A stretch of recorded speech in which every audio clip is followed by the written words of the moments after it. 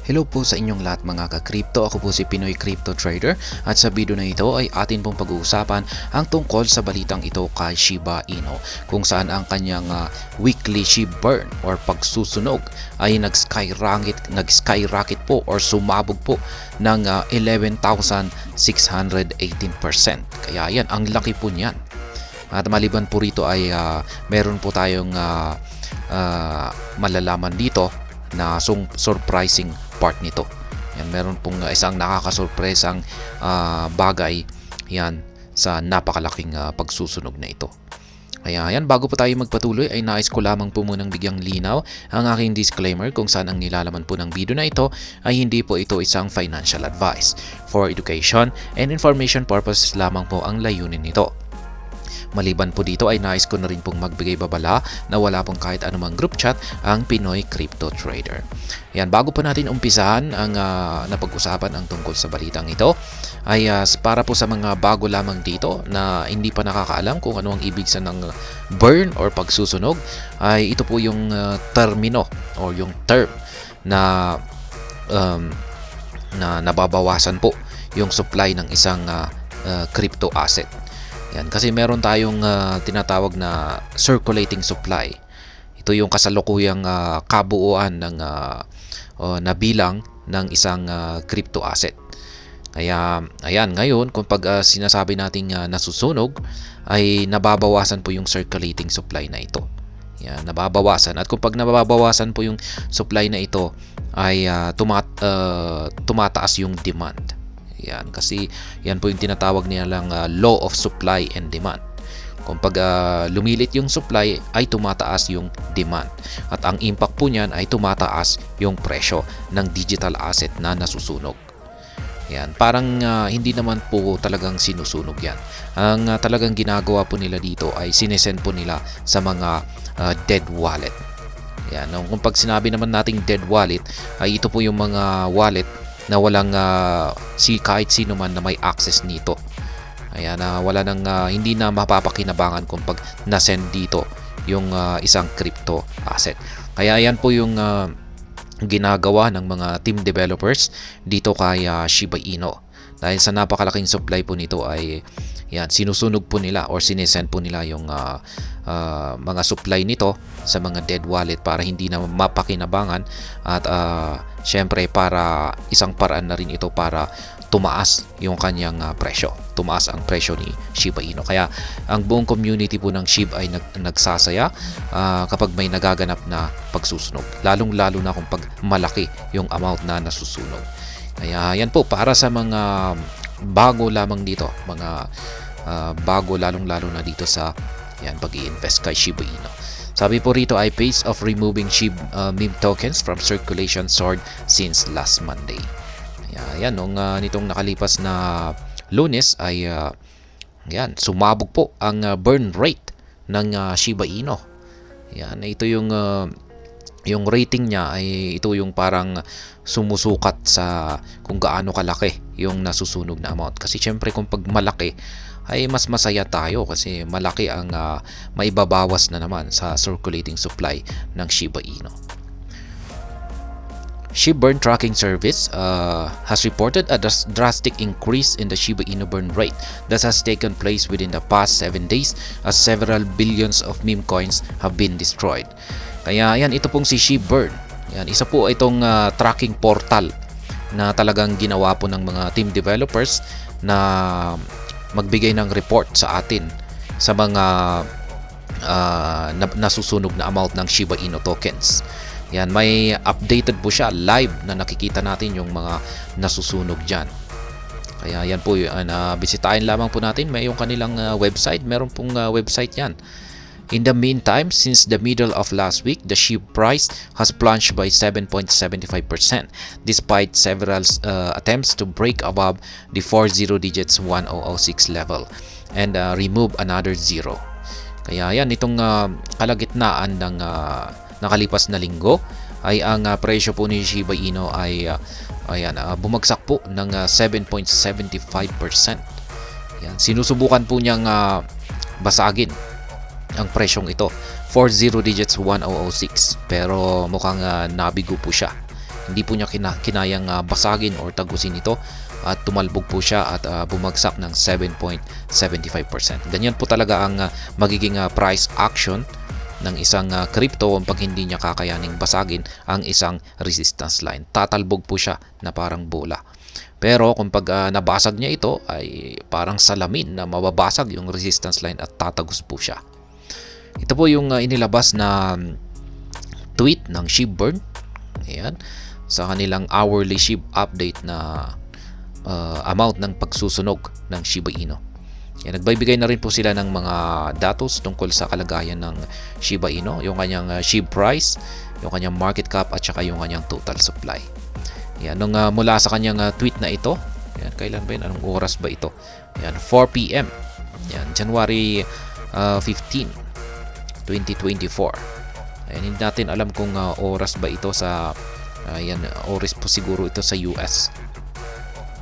Yan, alam naman po natin na nauuna po tayo pagdating sa oras. Kaya kung pag 15 pa lamang sa bansang US ay 16 na sa atin. Kaya yan po yung kasalukuyang presyo ni Shiba Inu ngayon. Bumalik po siya sa 50 digits 968. Ito po yung kanyang total na nasunog. Yan, itong nakalipas na 24 oras ay umabot po siya sa 5.1 million %. Yan, 5.1 million %. Ang laki ng nasunog nitong nakalipas na 24 oras. Kaya sa kabuuan nitong nakalipas na 7 days or isang linggo ay umaabot po siya sa yung amount po pala yung nasunog na ito. Yan, 5.1 million na Shiba Inu tokens yung nasunog nitong nakalipas na 24 oras.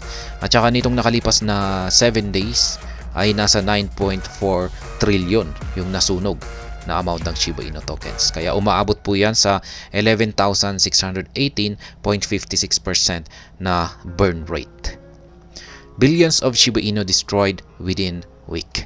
The aforementioned platform shared that over the past week, the joint efforts of the SHIB community and the team of SHIB developers have resulted in a total of 9.4 trillion Shiba Inu meme coins burned out of the circulating supply. Kaya yan ganyan po kalaki, trillion yung pinag-uusapan po natin dito na amount ng Shiba Inu na nasunog. Yan, ngayon lamang po natin ulit nasaksihan ang ganito kalaking amount. Sana ay trillion lagi. Kung pag ganito yung laging nasusunog, umaabot po sa trillion na tokens yung nasusunog kada buwan, ay talagang mapapabilis yung pagbabawas sa napakalaking supply ni Shiba Inu. Kasi ayan, nung mga nitong nakalipas na taon ay yung umaabot lamang po sa mga bilyon, milyon yung mga nasusunog kada buwan. Pero ayan, mukhang nagpapakita po ito ng talagang improvement or development yan sa pagsusunog ng Shiba Inu, ng team ng Shiba Inu ngayon. Ayan, at dulot po yan ng success or tagumpay ng Shibarium. Kasi dyan po galing yung sinusunog, yung galing po sa Shibarium fee, yung sinusunog na amount ng Shiba Inu token. Daily burn rates have been low this week, apart from one day when the rate skyrocketed by 27,510% thanks to the SHIB team scourging 9.3 trillion tokens. Over the last 24 hours, the SHIB community has managed to dispose of merely 5.1 million Canine Team meme coins with the burn rate hanging around 0%. Kaya yan. At least yung ating basehan naman po rito ay yung kabuuang monthly burn rate. Yan po yung talagang tinitignan natin. Maski pa iba-iba yung araw, talagang may araw na mababa lamang yung burn rate. At meron din yung biglang mataas talaga. Pero yung mas magandang tignan natin dito ay yung kanyang monthly burn rate. Tremendous SHIB burns expected in January. The SHIB team made one more SHIB burn out of the promised ones and destroyed the SHIB lamp worth $90,755. Prior to that, in November and December, the team of Shiba Inu developers, led by enigmatic Satoshi Kusama, sent 4 SHIB chunks to dead-end wallets. They carried approximately 8.5 billion Shiba Inu each. Thus, after last week, Mammoth Size burned, the meme coins team eliminated more than 45 billion SHIB. Kaya ito po yung mga nakalipas na isinagawang pagsusunog ng SHIB team. Yan na umaabot po sa mga bilyon na Shiba Inu tokens yung kanilang sinunog, at ito ay yung kanilang halaga ay nasa mga $90,755. Kaya na sa tingin ko, yung natatandaan ko po ay 4 na beses yata na nagsunog sila ng mga around 8 billion na Shiba Inu tokens. According to an earlier social media post published by the admin of the Telegram group Shibarium Tech, Ragnar, the SHIB team has the intention to destroy 9.25 trillion SHIB. This will be possible by the team switching the burn mechanism from manual mode to an automated one, as was promised in a blog post released at the start of December 2023. Kaya yan, nitong nakalipas na taon, itong buwan ng December, ay naglabas po kasi ng pahayag itong si Ginoong Ragnar. Yan, si Ragnar SHIB. Ayan, sa Telegram group na Shibarium Tech. Kung saan ay sinabi po niya na ang SHIB team ay magsusunog ba daw po sila ng 9.29 trillion na Shiba Inu token, at naging posible daw po ito yan sa tulong ng automated, kasi sa ngayon ay manual yung kanilang nasa manual mode ito, na yung kanilang paraan sa pagsusunog ay manual. Yan, may human intervention. Ngayon ay ngayong buwan na ito ay inilabas po ni Ragnar SHIB na magkakaroon po ng transition mula sa manual mode ay magiging automated mode na siya. Kaya nakaprogram na po siya. Hindi na kailangan ng human intervention mula sa SHIB team para magsagawa ng pagsusunog. Kaya ayan, kapag naging automated, nagiging automatic na yung pagsusunog, ay ayan, ayon kay Ragnar ay posibleng makapagsunog ito ng umaabot sa mga trilyon na amount ng SHIB tokens. At sana nga ay buwan-buwan na umaabot na sa trilyon yung nasusunog na amount ng SHIB. Kung pag nangyari yan, sabihin natin na 9.25 trillion yung nasusunog kada buwan, ay ayan, multiply lamang po natin yan sa 12 months. Kaya ayan, mukhang base po dyan ay mukhang mapapabilis po talaga yung pagsusunog or pagbabawas sa napakalaking supply ng Shiba Inu. Shiba Inu's market performance. Since January 11, the second biggest meme cryptocurrency by market capitalization value, SHIB has seen its price decline by almost 9%, adding a zero again and dropping to the 50 digits 956 level. Today, the meme inspired coin rose by 2.03%, softening the aforementioned large price drop a little. Ayan. Simula ng January 11 ay nagkaroon po ng price decline itong si Shiba Inu, at halos bumagsak na po siya ng 9% at nagdagdag po siya ng isang zero na naman. Kaya bumalik po siya sa pagiging 50 digits. Yan, bumagsak po siya sa 50 digits 956, pero unti-unti naman po siyang nakakabangon. Nito lamang ay ngayong araw lamang na ito ay nakabangon po siya naka-recover po siya ng 2.03%. At mukhang babalikan niya ulit ang pagiging 40 digits. The decline of SHIB happened as it followed Bitcoin's fall when the SEC finally approved spot Bitcoin ETF applications after many years of waiting and debating. Kaya yan, si Shiba Inu po kasi ay may matinding correlation. Ayan, or pagkaka-correlated kay Bitcoin. Kaya yung kung ano yung galaw ni Bitcoin ay ganun din po yung nagiging galaw or naapekto na rin po sa galaw itong si Shiba Inu. Kaya pag bumagsak po si Bitcoin ay bumabagsak din itong si Shiba Inu.